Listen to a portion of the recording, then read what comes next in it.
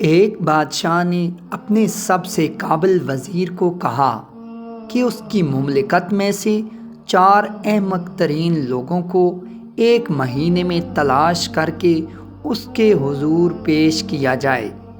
1 مہینے کی جدوجہد کے بعد وزیر نے صرف 2 احمقوں کو پیش کیا۔ بادشاہ نے ناراضگی کا اظہار کرتے ہوئے کہا کہ میں نے تو 4 احمقوں کو پیش کرنے کا کہا تھا۔ وزیر نے کہا، مہاراج، مجھے ایک ایک کر کے احمقوں کو پیش کرنے کی اجازت دی جائے۔ وزیر نے پہلا احمق پیش کرتے ہوئے کہا کہ یہ بڑا احمق اس لیے ہے کہ بیل گاڑی میں سوار ہونے کے باوجود اس نے سامان اپنے سر اٹھایا ہوا تھا۔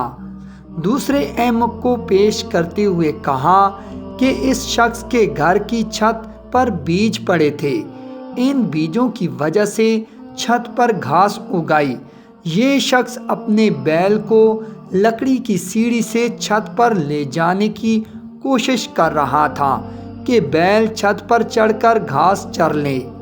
وزیر نے کہا، مہاراج، بطور وزیر مجھے اہم اور سلطنت چلانی تھی، مگر میں نے 1 مہینہ احمقوں کی تلاش میں ضائع کیا اور صرف 2 احمق تلاش کیے، اس لیے تیسرا احمق میں خود ہوا۔ وزیر نے ذرا سا توقف کیا تو بادشاہ چلایا کہ چوتھا احمق کون ہے؟ وزیر نے عرض کیا کہ مہاراج، جان کی امان پاؤں تو عرض کروں؟ بادشاہ نے کہا کہ کہو، تمہیں کچھ نہیں کہا جائے گا۔ اس نے کہا کہ مہاراج، آپ بادشاہ وقت ہیں اور تمام رعایا اور سلطنت کے امور چلانے کے ذمہ دار ہیں، مگر قابل ترین اور اہل افراد کو تلاش کرنے کی بجائے آپ نے احمق ترین لوگوں کو تلاش کرنے میں نہ صرف اپنا وقت برباد کیا بلکہ ایک اہم وزیر کا وقت برباد کیا، لہٰذا چوتھے احمق آپ ہیں۔